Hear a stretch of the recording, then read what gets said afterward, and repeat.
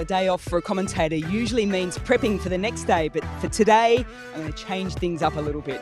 I'm now the host for people that come on, join me.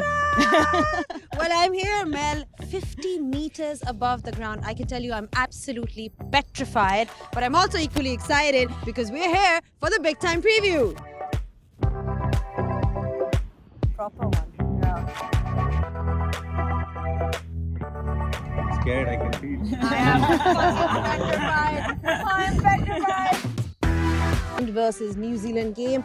New Zealand will be also looking to secure those 2 points after their loss against England. Yeah, bounce back is really important, isn't it? Tournament style play, you've got to come up against a different opposition, different conditions, but it feels as if New Zealand have set their sights on this World Cup and they've got all their plans ready to go. Well, I'll tell you what, they've also got 2 really good things to say about this game against Ireland.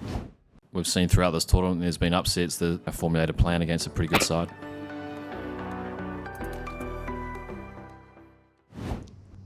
Well, I can tell you, Mel's getting a bit adventurous now. Mel, how adventurous does Ireland need to be able to beat New Zealand? I mean, we've got some... Top of the order, we spoke about how good the seamers are this tournament.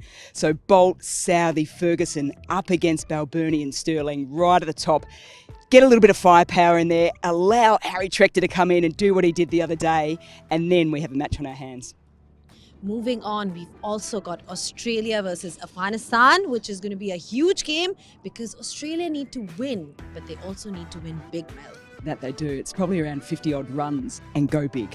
When he's talking about going big, it's interesting how they approach somebody like Rashid Khan. And because we're talking about that, I think it's only fair to get the thoughts of the legendary Ricky Ponting on how he feels Australia should be approaching Rashid Khan.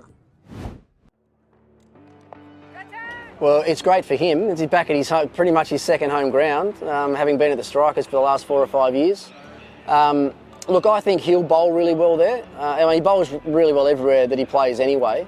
It'd be interesting to see how the Australians play him. You know, do you really try and get hold of him early, put the pressure back on him and take their best bowler out of the attack?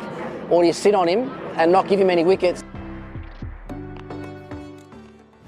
You heard the thoughts of Ricky Ponting. Australia need to go hard. They do, and it's Australia's home ground. But then I think, is it Rashid's home ground? Because he plays for the Adelaide Strikers here. He knows this ground so well. So people think Adelaide batting deck. It's a spinner's deck. It's Rashid's deck on so many occasions. So it'll be a massive battle between him and the Australian top order. All right, FTX bracket challenge for you.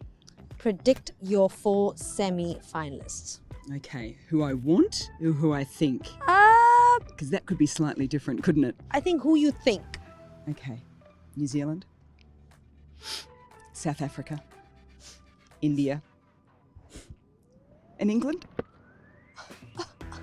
Pakistan or Australia are out of the race. But yeah, good predictions there actually, because a lot of people are saying that could be it. But remember that you can also log on and give in your predictions. And of course, download the T20 World Cup app for all the updates, all the highlights. Thank you so much. It's time to jump off here. I'm just joking.